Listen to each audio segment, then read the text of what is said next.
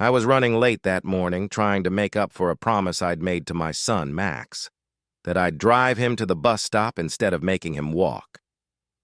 We'd barely made it out the door with toast still in hand when I saw it. As I pulled up to the corner, my heart stopped. There was Max, my 12-year-old, his small shoulders hunched, backpack clutched tightly to his chest, standing face to face with a middle-aged woman in a perfectly pressed pantsuit. Her manicured finger jabbed the air just inches from his face. Even from 50 feet away, I could see the fear in my boy's eyes. "I've never seen you here before," the woman's voice carried across the quiet morning air, sharp and accusatory. "This is a private neighborhood bus stop. I need to see your proof of residence right now, or I'm calling security." A few other parents and kids stood nearby, watching with uneasy silence. No one stepped in. I eased my unmarked police car to the curb, careful to hide the government plates. We'd only been living in Oak Ridge Estates for 3 weeks, and I'd gone out of my way to keep my job quiet. Being the police chief in a small town like Ridgemont meant everyone looked at you differently. And after Max lost his mom 2 years ago, I wanted him to have something close to a normal life. The woman's voice rose another octave as I got out of the car. "Do you understand what trespassing means, young man? I am the HOA president, and I have every right to question suspicious individuals in our community." Max's voice was small and trembling. "I live here. My dad and I just moved in, on Maple Drive." The woman, whom I would soon learn was Karen Whitfield, the infamous head of the Homeowners Association's Community Standards Committee, scoffed. "That's exactly what someone who doesn't belong would say. Maple Drive, really? Which house number? Who owned it before? Why haven't I seen your parents at any community meetings?" I approached slowly, my tone calm and deliberate, the way 20 years in law enforcement had taught me to handle people like her. "Excuse me," I said evenly. "Is there a problem here?" Karen turned toward me, her expression dripping with superiority. Late 40s, an expensive blonde bob, designer slacks, and a gold HOA president pin glinting on her lapel like a badge of authority. She barely spared me a glance. "I'm handling a situation," she said curtly. "This child claims he lives in our neighborhood, but I've never seen him before, and I know everyone who belongs here. We've had issues with outsiders trying to use our private amenities." Max looked up, relief flooding his face. "Dad!" Karen blinked, eyes darting from him to me, recalibrating her approach without backing down. "Oh, you're his father." "Well, as I was saying, as president of the Homeowners Association, it's my responsibility to ensure the safety of our neighborhood. We have strict protocols about who can use the bus stop. I'll need to see your community ID card." The parents nearby shifted uncomfortably, watching the exchange. One mother gave me an apologetic look. Clearly, this wasn't Karen's first scene. "Ma'am," I said calmly, "my son and I moved into 478 Maple Drive 3 weeks ago, the Harrison place. We're registered residents, and Max has every right to be here." Karen folded her arms, red nails tapping impatiently on her handbag. "Everyone knows the bylaws require new residents to check in with the HOA office and receive proper identification before using community facilities. The bus stop is included in those facilities. I don't make the rules," she said with a smug smile. "I just enforce them." I rested a hand on Max's shoulder. "Go wait in the car for a minute, buddy. The bus will be here soon. I'll handle this." As he hurried off, I turned back to Karen. This wasn't our first brush with the HOA.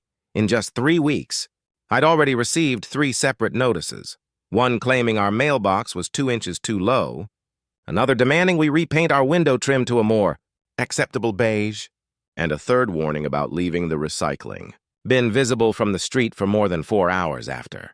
"Pickup. Mrs. Whitfield, right?" I asked, though I already knew exactly who she was. She'd personally delivered our welcome packet, along with a 3-page list of so-called violations requiring immediate correction. She lifted her chin proudly. "That's right, Karen Whitfield. HOA president for 7 consecutive terms, of course she was." Her chest puffed out with pride, chin tilting upward like she was used to winning every argument. "Well, Ms. Whitfield," I began evenly, "I think there's been a misunderstanding." Questioning a minor without parental consent crosses several boundaries, both legal and ethical. My son was clearly distressed by the way you approached him, Karen huffed, her tone dismissive and clipped. I have the full authority of the association board to question anyone on community property. It's for everyone's safety. We've had vandalism incidents, and the board voted unanimously to implement stricter security measures. If your son had proper identification, there wouldn't have been a problem. Something in her self-righteous tone made me decide it was time to stop playing the polite neighbor. I reached into my jacket and pulled out my badge, keeping it low enough so the kids couldn't see, but high enough for her to recognize exactly what it was. Chief Thomas Reynolds, I said quietly. Ridgemont Police Department. I believe you were just harassing my 12-year-old son while he was waiting for his school bus. That's not only against HOA regulations, Ms. Whitfield. It could also be considered intimidation of a minor under state law. The change was instant and almost comical. Her face drained of color. The power she'd worn so proudly moments ago evaporated into panic. Her mouth opened, then closed again, before she finally managed to stammer, Chief, I had no idea you were— This is just a misunderstanding. I was simply doing my duty as HOA president to ensure community safety. If someone had told me who you were, that's the problem, Ms. Whitfield, I cut in, my tone controlled but firm. You shouldn't need to know that I'm the police chief to treat a child with basic decency and respect. Any child, regardless of who their parent is, deserves better than to be interrogated and accused of trespassing on their way to school. The sound of the approaching school bus rumbled in the distance. I motioned for Max to come back. Karen was visibly shaken now, trying to recover her composure, but the other parents weren't pretending anymore. They were watching her every move, some with disbelief, others with quiet satisfaction. I'll be filing an official report about this incident, I continued calmly. Not as a resident, but as a law enforcement officer concerned about the harassment of minors in this neighborhood. And I'd like to review the specific HOA bylaw that supposedly grants you authority to interrogate children without a parent present. I imagine your board's legal counsel will be very interested in that policy. A murmur rippled through the small crowd. Then one mother stepped forward hesitantly. She did the same thing to my daughter last month, she said. Accused her of bringing a friend from outside the neighborhood and threatened to fine us. We didn't say anything because Karen runs the violation committee, another parent nodded. She had my landscaping crew banned from the neighborhood because they parked their truck in my driveway for 10 minutes. Cost me nearly $1,000 to find someone new. Karen's face turned bright red again, but this time, it wasn't authority fueling it. It was humiliation. This is ridiculous, she sputtered. I've devoted 8 years to keeping this community safe and maintaining our property values. You have no idea what would happen if we didn't have proper standards and enforcement. The bus squealed to a stop beside us. I crouched to give Max a quick hug. Have a good day at school, buddy, I said softly. Don't worry about any of this. Once the children had boarded, I straightened and turned back to Karen, who was now clutching her designer handbag like a shield. Ms. Whitfield, I said firmly, I expect to see you at the police station this afternoon to give a formal statement about your conduct, specifically your practice of questioning minors. 3 o'clock should work. Her jaw dropped. You can't seriously think this warrants police involvement. I was just doing my job. Harassment isn't anyone's job, I replied coolly. And targeting children crosses a line that goes far beyond HOA policy.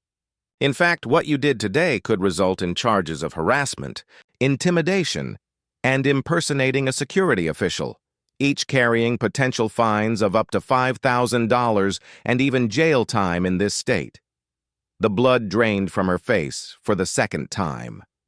For once, Karen Whitfield, the self-proclaimed queen of Oak Ridge Estates, was speechless. The other parents were openly staring now, some even exchanging faint smiles. Clearly, I wasn't the only one she'd bullied. A week later, a community-wide email went out from the HOA board. It announced in careful language that Karen Whitfield had regretfully stepped down from her position as HOA president and committee chair following multiple formal complaints. It also mentioned that she was being fined $2,000 for harassment and required to complete 40 hours of community service. The board issued a formal apology to all residents, particularly families with children, and promised to review every community policy to ensure a more inclusive and respectful environment. The next morning, I saw Karen hurrying from her white Mercedes to her front door, sunglasses on, head down, pretending not to see the neighbors she used to lecture. I didn't feel satisfaction, just relief. Relief that my son and every other kid in this neighborhood could finally wait for the bus without fear of being treated like a suspect.